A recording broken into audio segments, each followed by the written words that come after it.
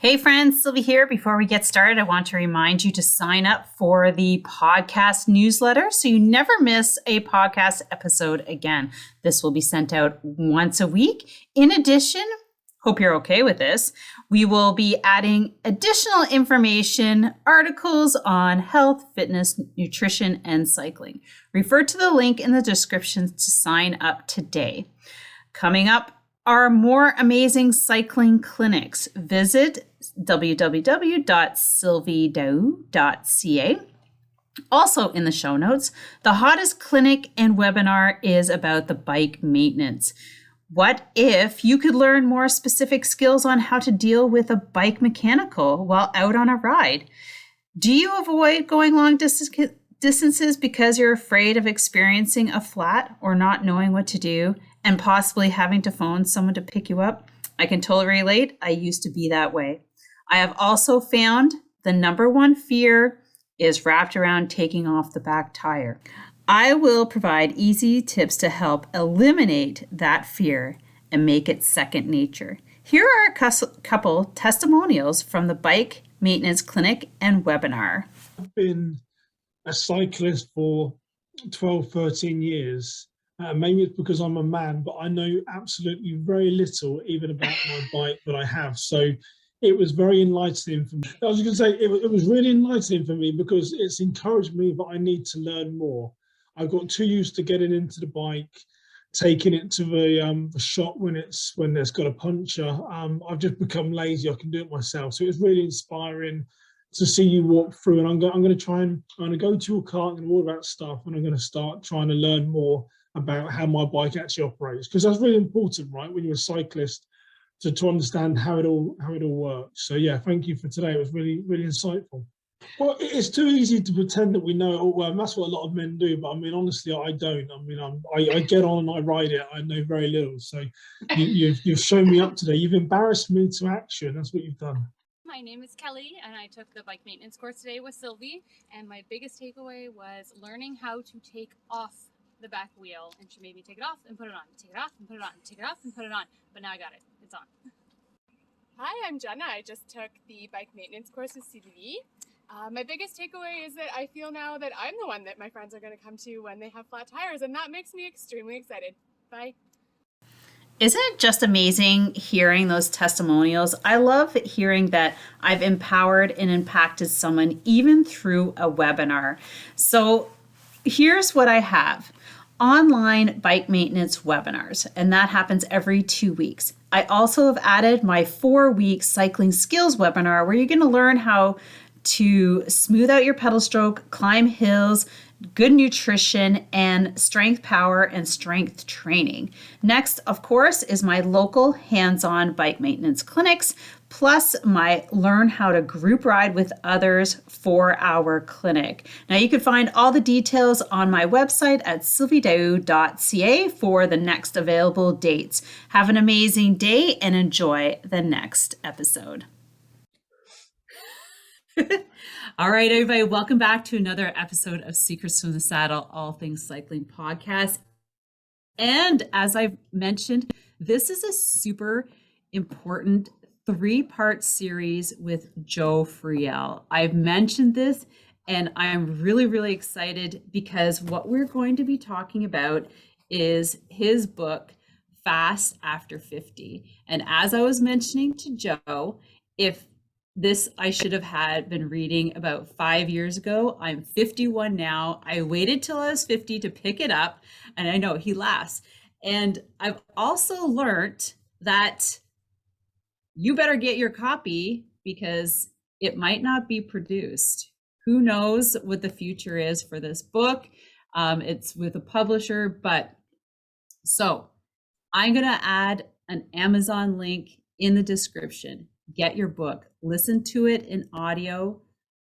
It's really, really good to listen to in audio and get the book as a reference. And so that's why I asked Joe if he would be open to coming on the podcast to do a 3-part series.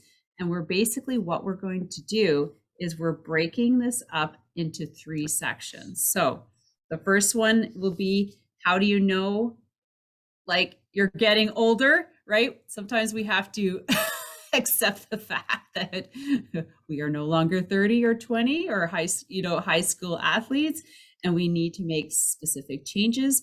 Then we're going to talk, segment 2 is going to be the diet, how that's going to change. And then the really cool part is number 3 will be high performance training and intensity. And welcome, Joe. I am so excited to have you here again. He was on the podcast last year. We were talking about his Ride Inside book, which I read as well. And I've used this on my Swift journey. Welcome, Joe. Hi, Sylvie. Thanks very much for having me on board with you. I'm looking forward to it. Well, I'm always looking forward to talking in depth with professionals like yourself to really, because if our listeners, I mean, just put in the comments on YouTube or Instagram, like how many of Joe's books do you have, honestly, in your library? Because I have 3 more.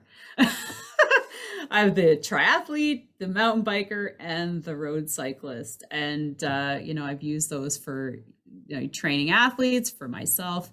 But I find that these 2 books, Ride Inside and Fast After 50, just super amazing training material for anybody who's getting started. So, all right, Joe, we got these 3 segments, like I mentioned, everybody. So make sure that you sign up for our newsletter. This is new, so that you don't miss these episodes. All right. So number 1 today, we are going to talk about the senior aging athlete. And we're going to bring, I know when I said senior, it doesn't mean you're 80 years old. It means you are starting to move into an age that's, where you're starting to notice different things about your body. And I told Joe that I was going to use myself as a subject for this because I'm 51. And like I said, I picked up this book because I turned 50. I'm like, oh, this is something I need to read now that I'm 50. But here's the thing. We start making changes in our bodies as women much earlier than 50 that I noticed. So like I said, our episode number 1 is about the senior aging athlete, the definition. And then 2 is how important is routine sleeping, eating. And then 3 is going to be the high performance. So Joe, let's start with the senior aging athlete and what that means. Sure. Yeah.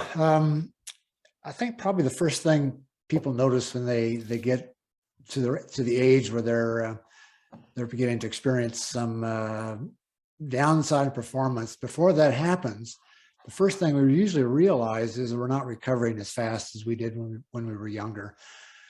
I can recall when I was in college on the track team, the coach used to have us do the same workout every day. This is back in the 1960s when sports science wasn't too big back in the 1960s.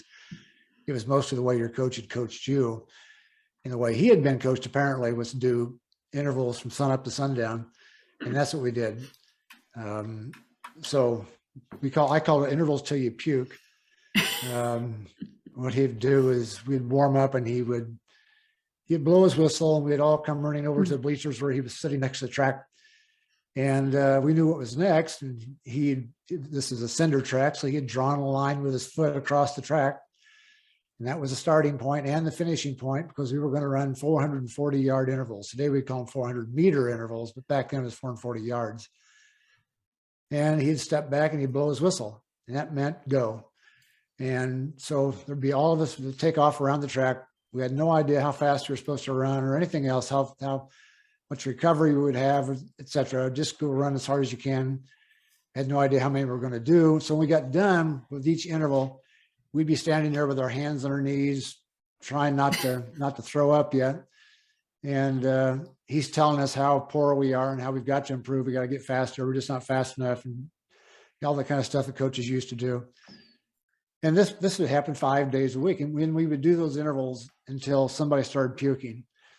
And when somebody started puking, that would usually get his attention. We were down, I knew then we were down to the last one or two. We may be doing only 18, we may be doing 12, we may be doing 30. And we have absolutely no idea what we're doing or how fast or anything else. And only he had, of course, had a stopwatch. We had no idea what the times were unless he told us our times and we came across the line he had drawn on the cinders. And I would recover from that every day and go out and do it again the next day. That was 5 days a week because back in the 1950s, 1960s, you did not train on the weekends. Nobody trained on the weekends. Even Roger Bannister in the 1950s didn't train on the weekends. He only trained on weekdays. That was just the way it was. And so I'd do that 5 days a week and I'd recover and I was always ready to go the next day. Now, if I just do that workout when I turn 50, I may be able to complete one of those sessions and that would be it for the entire week. It was just so stressful that it's beyond comprehension how hard that was the way we trained back in those days. There was no science to it or even any thought given to it. It was just go out and do it. And so that's the first thing we usually recognize is we're not recovering like we used to. And then we may begin to notice that sometime in our late 30s, early 40s, perhaps. Not a big deal, but you're just not recovering as fast as you were. But by the time you're in your 50s, it's becoming rather evident that you need more rest. And the problem is most athletes are not willing to listen to their body. And so they decide to push on and keep trying to do intervals till you puke 5 times a week. So that's the starting point for this whole discussion is it begins because we recognize that we're just not recovering as fast as we used to. That usually causes people to say, okay, what should I do about this? And that's where the whole question begins of the whole process begins of making changes to my training reluctantly. So that's kind of where it comes from. Yeah. I was mentioning that I had a couple, and it's hard mentally to actually grasp that because I find, like when I was reading your book, and we're going to talk about this in the last segment a little bit more, but recognizing that you need to incorporate more rest days, I was just like, wow, no, but I have to work. I have my training schedule for, the 7 days, and like you're talking to extend it. Like I don't want to get into detail about that, but that was one of the first things. And also, I'm telling you, Joe, the Garmin, if you have a Garmin and you finish a workout, it'll literally tell you how many days you have to rest or hours. I'm just like, what? So I do an interval on Swift and it comes back and saying, you need to rest 72 hours before the next workout. It's like 72 hours. That's like 34 days. And then I'm like, wow, really? And then I did it and I'm like, whoa, okay, I do feel refreshed. There is a little bit of, reality to this. But right now, like as the aging athlete, so that's the first thing is the mental acceptance of knowing that we cannot keep doing workouts day in and day out. And did you find that was one of those things that it took you a while, or maybe it takes your athletes a little bit of to accept that and listen to you as a coach? Yeah, it's hard to do it for yourself, let alone get other people to do it. But yes, that is certainly the case. And you mentioned training schedules. I'm probably the father of training schedules in the U.S. anyway, but there's a downside to training schedules. They're not perfect. You can create a training schedule, but the problem is people think once they've created, they've got to do it regardless of what happens. They've got to somehow get in that workout despite everything going on in their lives and how they feel and everything else. And that's really not the case. Training schedules are meant to be molded, meant to be changed. I never had an athlete that I coached make it through an entire season without his training schedule being changed, and usually quite significantly. So you got to be prepared to say, this is just not going to work out for me to do this today. I got to do something different. I got to take an easy day, maybe even a day off, but I just can't go out and do this hard workout today. So that's the challenge we face. Is we're very dedicated to planning and thinking ahead, building toward our goals. But you've also got at the same time realize that there may be you may not always be up to doing it on any given day. You've got to be prepared to say, okay, I'm going to take more rest today. That's just the way it is. If you don't do that, you're doomed to poor performance the rest of your career. You've got to be able to say, I'm taking a break. I'm going to go easy, or I'm not going to train at all today, or whatever it may be. You've got to do that, but people are reluctant. Yeah, I see that a lot. And then at the end of the day, you're like, how are you doing with that workout, or how is your body feeling? But for this part, let's get back to the aging that affects. And then you've outlined certain things like nurture versus nature. And I thought that was kind of interesting. So nature is more of our genetic material of what we're made of, and then nurture is the lifestyle, like our exercise behavior. Can you talk more on those two elements that I guess we need to recognize first off before we get into like the goals and the training plan and like, Sure. Yeah, well, you've summarized already the starting point for this, which is that nature is basically genetics, what you inherited, who you are genetically. That's you're not going to change that. That's just who you are, and we're all unique in those ways. There's many things that go into that. For example, well, I'm sure we'll come back to hormones probably several times over the course of the next discussions about this whole topic. But the hormones you produce and how much you produce of those hormones, the balance you have of those hormones in your body is largely determined by who your ancestors were, what you inherited from them. And we're not all the same. We're all humans, but we have these subtle differences between us and how our bodies have been put together. And we need to be very cautious when we deal with these things that we don't try to make ourselves into somebody else's nature. We've got to accept the nature we have and what we can do with that nature, as opposed to trying to change the nature. That's not going to happen. So when we try to change the nature, now we're talking about the nurture part. Nurture is basically how you live your life, your lifestyle, as you mentioned. And that's all the stuff we do. It's your diet. It's the exercise program you follow. It's the sleep you get. And all these things blend together to give you who you're trying to become.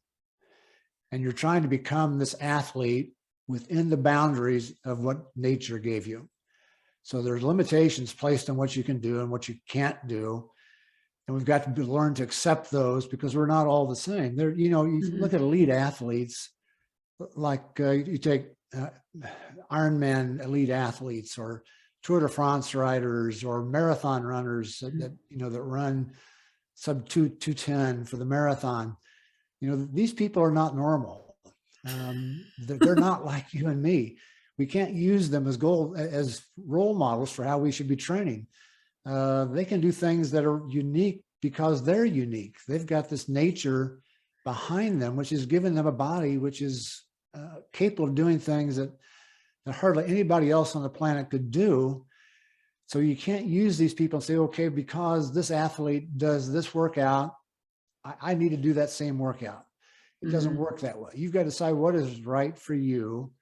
And it's interesting to look at the elite athletes and how they do things, but don't take them as being the way you should do it. They're not you. They're different people altogether. So keep that in mind always. You're trying to find what works for you that's best. And the only way to usually find that is by trial and error. And by the time you're in your 50s, if you've been in sport for some time, you should have already given that some thought and have some ideas. You've probably been fighting these things that are going on in your mind about what should I be doing, but you've got to learn to accept them. So that's nature versus nurture. Nature, we're not going to do anything about. We can help it, but we can't really change it. Nurture is where you've got great control. Right. And that's why we aren't all Olympic athletes, because clearly those, like you say, pro athletes, Olympic athletes, they do literally stand out amongst the rest of us. And and when you find someone who is actually like super good, like at what they're doing, then, you know, I was just thinking of an interview I did with Bree Vine. Her husband is Ryan Vine, who is working towards getting on the pro tour. And the thing is that they together as a couple, they recognized that his abilities were going to take him far, you know, and I think it's like finding that and building on it, because that's, you know, when you find a talent, it goes the distance. So you mentioned, oh, did you have something you want to say? No. So you mentioned limiters. And this is another thing, I guess, that would go into the lifestyle part, or sort of the nurture part, which is, you know, what's holding us back? What are our weaknesses that we can control? And, you know, just talking on that, because there's a couple of them. There's body weight, aerobic capacity, muscle development, and things like that. Do you want to talk on that? Yeah, sure. You know, we've all got limiters. This is an idea I began developing from my own coaching back in the 1980s, was that athletes come to me and they tell me what their weaknesses are. You know, an athlete will tell me, you know, I'm not very good at climbing hills on a bike, and that's my weakness.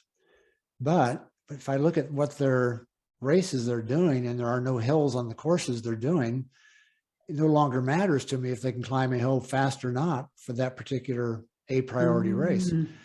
So it's not really a limiter. It's not keeping them from achieving their race goal. So limiters are weaknesses that are specific to the event we're training for. And we'll all have these. So if for example, if you're training for an Ironman distance race, one of the most basic limiters is being able to hold out for X number of hours. Can you do a 12-hour, 13-hour, 14-hour event and make all the cutoffs? You know, that's, you know, if you can't do that, that's a limiter. And that tells me one thing immediately: you've got to work on your endurance. You got to be able to stay out there for X number of hours. And so until we do that, it doesn't matter about anything else. You've got to be able to endure for the amount of time that we were aiming at for our goal. And there are obviously all kinds of limiters. That's a physiological limiter. We also have limiters that are psychological, that, you know, I don't think I can do it. Or you've got a spouse or a friend who doesn't support your goal, and who also doesn't think you can do it. That's a real burden to carry. Especially, I once had an athlete whose goal was to run a marathon, his first marathon, and his wife thought running marathons was stupid. So he never had support. So he had to get up every Saturday morning to do his long run. He would get up at 4 o'clock in the morning. So when he got back after his long run, she would just be waking up, and he wouldn't have to put up with the challenge she would give him about what he had just done, which is run for 2+ hours. Yeah. So that was, you know, that's always a challenge. And by the way, he did not complete the marathon. He just had too many challenges to deal with in his life. That was only one of them, but that's just the way it is in life sometimes. So some of these, you know, so that was definitely a limiter for this guy. But, you know, that's not the sort of limiter you're going to change easily. I learned from him that what I need to do is start including, when this was the case, include spouses in the conversations, or best friends, perhaps even, to talk about what we're trying to achieve here and how we're going about doing this, and how important it is for them to support their their spouse or Yeah. significant other. So that, so that I learned from that lesson, from that athlete rather, that I need to include everybody in the conversation, especially when that was a limiter. So everybody's got limiters. It could be lifestyle. You work 80 hours a week, and yet you want to do an Ironman. Well, that's a limiter. That there's something holding you back there from achieving your goal, and we've got to figure that out. How are we going to do this, given your limiter, or can we change your limiters? Is some way to do that? So there's all these things. So they're not. It could be nutritional. The athlete just has terrible diet. That's something that's probably more easily changed than your work routine or your spouse's attitudes. But it's nevertheless something that a lot of athletes need to take into consideration is that holding me back? Yeah. And it's hard to admit sometimes that it is, or whatever it may be. So that is the coach's job. Athletes are not very good typically at discovering their limiters. They know their weaknesses, but they don't translate that very well into limiters. So if that athlete was talking about that doesn't climb hills very well, he's coaching himself, getting ready for a race with no hills, he's probably going to go out and do lots of hills because he thinks that's what's holding him back, but it's not a limiter. So that's my whole coaching philosophy is based on this idea, is discover the athlete's limiters and then go about correcting them. If you can do that, you're solving the issue of how do we achieve this athlete's goal. So that's the starting point for the whole conversation. Is what is holding me back? I love that. It's so important. I mean, you hit on a lot of good points, like especially spousal support.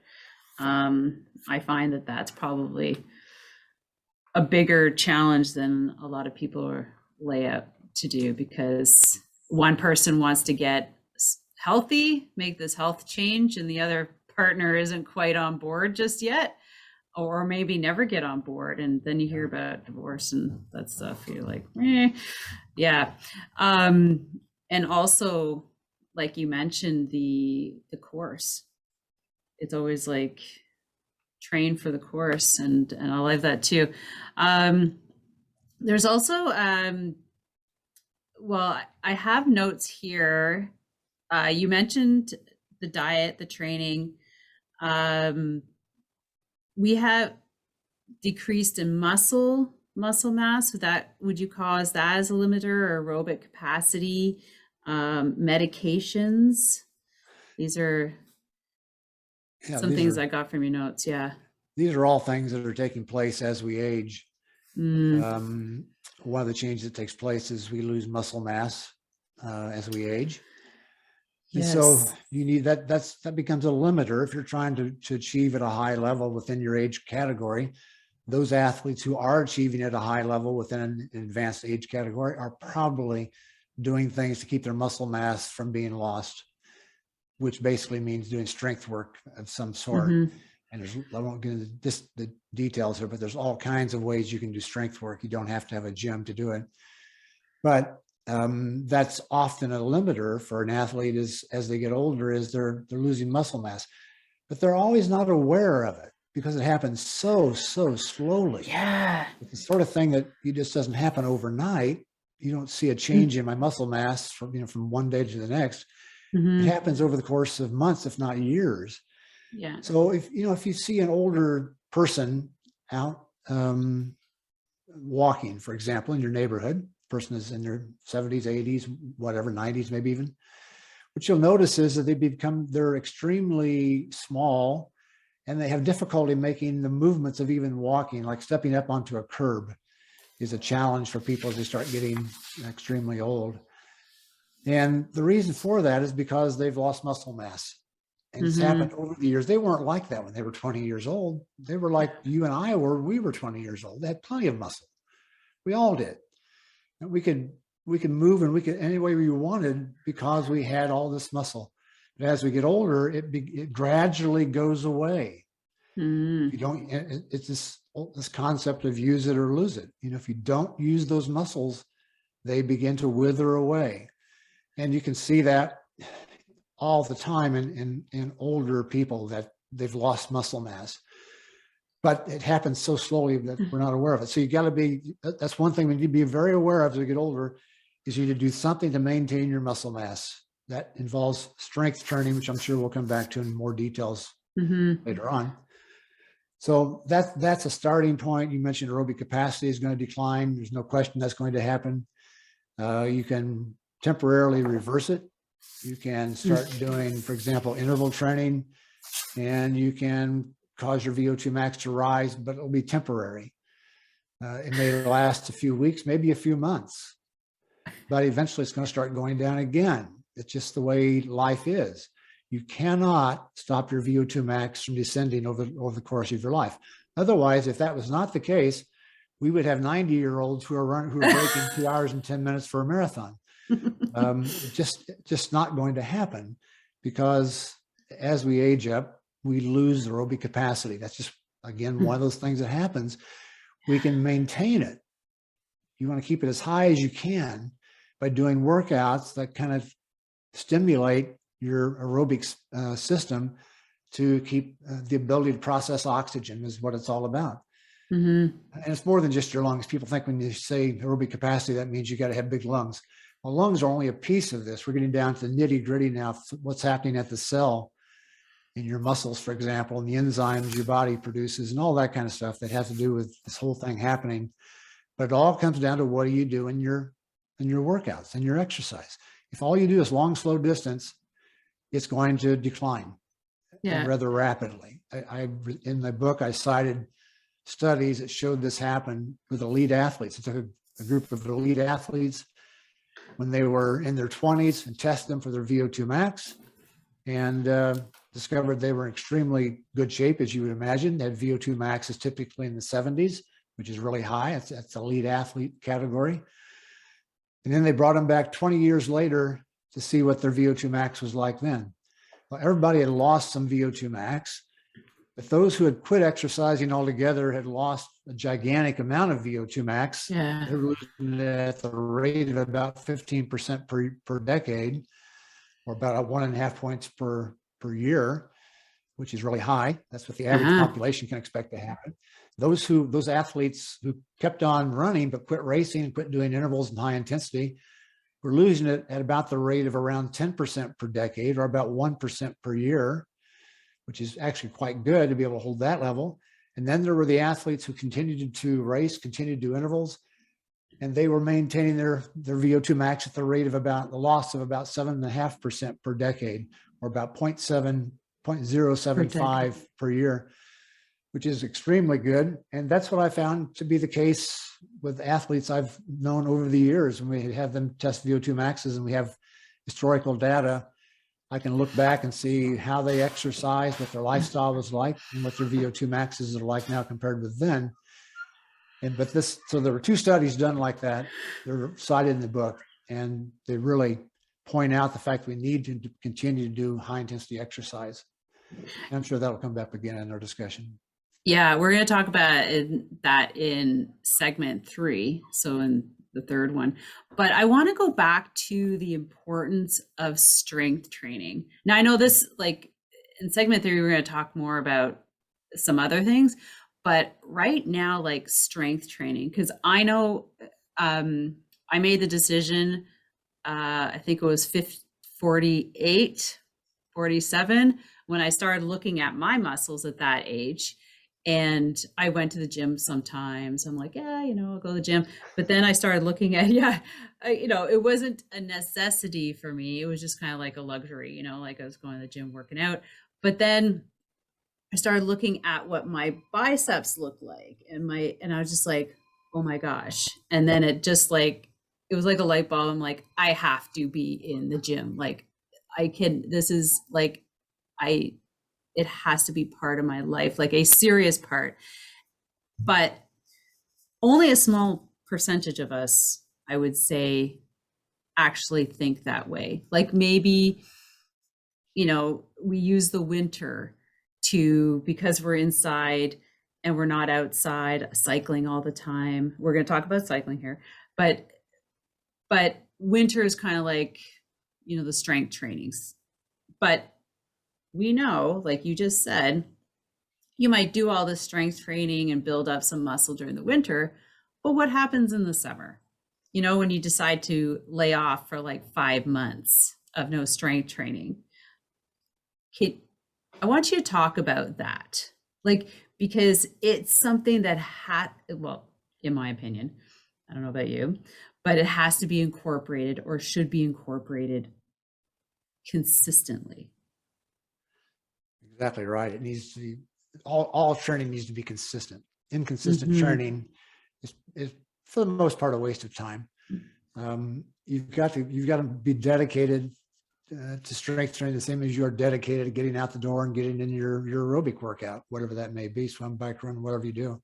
Uh-huh. But you've got to be dedicated to strength. It can't be haphazard. It can't just be when you feel like it. That's not going to be effective for you. What's effective, I had a discussion with somebody on the internet the other day about the term consistency. What does that mean? And this is at the heart of that word.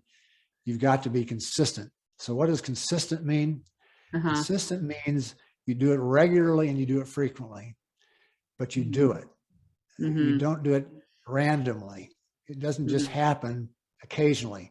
It happens because you've decided you're going to do it on a schedule. For example, this may be you do it 2 times a week. You go to the gym, or you do whatever the exercise. It doesn't have to be the gym. It can be lots of places. It can be in your home. But you go do strength work, let's say twice a week. And those 2 days are going to be Monday and Thursday. Every Monday and Thursday, you're going to do strength work. That needs to be like a part of your life. That needs to be something you do every Monday, every Thursday. You do strength work. That's just and that becomes consistent. And this doesn't mean though that you never change the routine. You can change the routine. You can change the exercises you're doing. If you decide something is going to work better than something else, you can change the sets, the reps, the loads. There are things you can change throughout the exercise program, but it needs to be consistent. I've often used this point that you can do the wrong things consistently, and that's better than doing the right things inconsistently. So just go to the whatever you use your exercise station, go there, do it twice a week, and just do something that involves resistance. Do something. I don't care if it's right or wrong. Just get started doing something. Yeah. Do some push-ups, do some squats, do some some curls, some crunches. Just do something. And as you start doing these things, you'll start having ideas about things I could do better, and the thing will evolve over time. But the most important part is to do it every time you decide to do it. Get out there and do it. Now, there are going to be things that interrupt the schedule. You're going to have to go on. I've got a business trip coming up next week. I'm going to miss one of my strength routines. That's just the way it is in my life. You're gonna have to bring some bands with you. I do. I take those big elastic bands with me when I work out. Can't do everything, but I can do something. So you remain consistent as best you possibly can. And the whole idea is if you miss one of these exercise sessions, you just simply get back onto it the next Monday and the next Thursday. You're right back in the exercise room again, wherever that may be, doing it again. So be consistent. I know. I love the people like, well, I can't fit it in. I'm out cycling all the time. I go, yeah, but you're not cycling and especially women, because I don't know. I think for women, it's way more important. I don't know about guys. Maybe you can talk on that. But as a woman, I'm like, now is not the time to be relaxed on the strength training part. Because things just happen so much quicker, you know what I mean? And I found that, strength training this winter has really impacted my cycling ability on a positive scale, like way more than what it has before. I don't know what I've done completely different this year, but I just feel so much stronger. And maybe it's because of the consistency over the last 2 years, because I think it compounds itself, like you can't feel, well, I don't know, but just like increasing your processing or increasing your progress or your training over years, like, yeah, it just feels different. And I'm not doing a whole lot of difference. I've been very consistent in the cycling part and the strength training, but I've been doing that for 2 years. Do you have a comment on that? Like, Yeah, you're doing the right things. You're staying consistent and you're staying focused on doing things consistently. I wouldn't recommend, although I said, you're better off doing the wrong things consistently than you are doing the right things inconsistently. It's true, but we can narrow this down to doing the right things also. That's what you should be doing, is learning what are the right things for me. Where do I need to develop muscle mass? It may be sport related things. It may be that you're a cyclist. You want to make sure that your cycling muscles don't wither away with age. They will.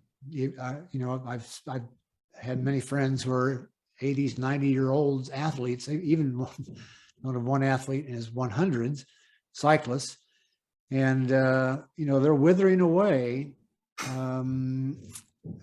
Even though they continue to participate in the sport certainly helps them maintain muscle mass, but more focused muscle mass correction in the gym or wherever you may do it is what you really need to keep this moving in the right direction. You've got to be focused on doing muscle mass that is related not only to the sport, but also to your whole body.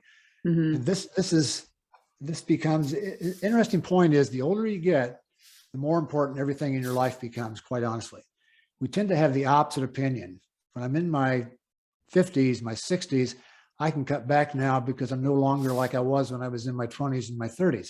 Well, guess what? You're exactly wrong. Now the issue becomes that you've got to be more dedicated to it. yeah, Because the body's going to lose it even faster now. So if you don't become dedicated to it by working out consistently when you're in your 50s, especially, and continuing on into your later decades, it's not going to work. You've got to be very consistent now. It's more important. 25-year-old, it really doesn't matter what a 25-year-old does in terms of strength training. It makes no difference. Quite honestly, it makes no difference. Same with their diet. They can eat all the junk food they want. They're going to be fine. You're in your 50s, you can't approach those topics in the very same way. And now it's become extremely important. My diet is important. My strength training is important. My exercise is important. And it's more important than it was when I was half my age. So, it's going to change. You've got to be willing to adapt by becoming even more dedicated, even more consistent in your training as you age up. Oh my gosh. Like, seriously, I don't know, like that just, it's so true.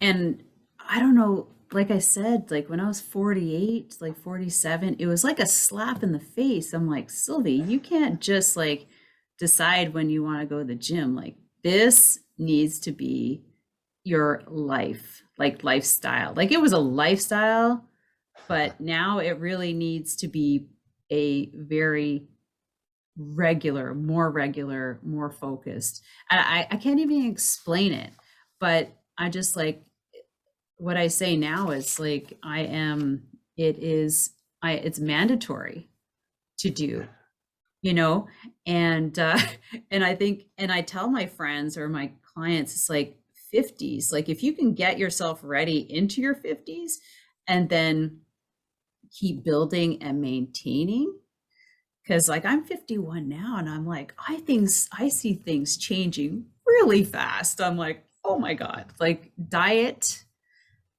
like you need to have a handle on that. And I think it all plays a positive role towards menopause. I mean, that's not part of what we're going to talk about, but being healthy as a woman reduces, I feel, the effects of menopause by talking to, I think you do mention there's some chapters, there's a chapter, anyways, you talk about menopause, but I certainly do feel that, even talking to my other friends who are older than I am, that being healthy has a seriously positive impact on menopausal symptoms, if you want to say,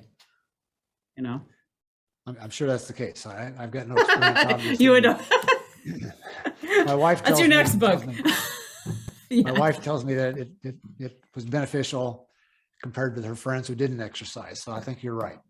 Exactly. So with that is a perfect segue to close up this first episode, because next week's episode, we are going to be talking about diet, how important the routine is of sleep, eat, recover, train, and repeat. And so I hope all of our listeners have gotten some really great nuggets and from this one, and maybe going back to the drawing board, pick up the Fast After 50. Pick up this one. If you're training inside, this one is going to help, because it talks about properly training inside so you don't overdo it. And then the Fast After 50 is making further changes.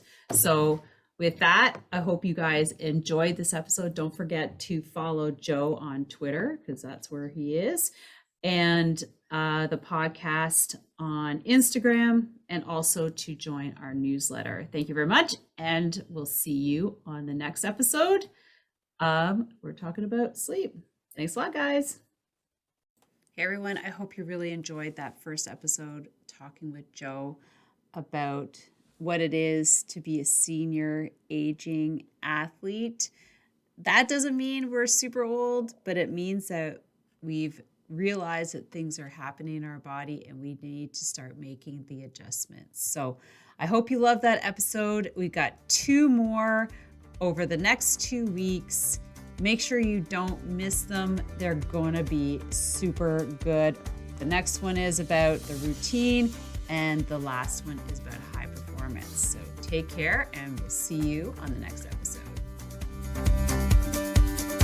Thank you so much for spending this time with me on the Secrets from the Saddle podcast, learning more about exciting people, places, and things that make cycling such an exciting sport. I am so glad you stopped by today. Please leave me a review if you feel so moved to do so. I would love to hear your feedback. And if you could take 1 second to share this episode with someone you think would enjoy it, I would be forever grateful. Also, if you could please leave me a review if you feel so moved by going to iTunes and leaving me an honest thought and an honest comment, telling me what you think, and most importantly, tell me what you'd like to hear more of. It would really help me to bring more great, inspiring cycling stories to you. Until then, have an amazing day, make sure you ride your bike, and don't forget to visit my YouTube channel if you'd like to see the full version of this podcast live.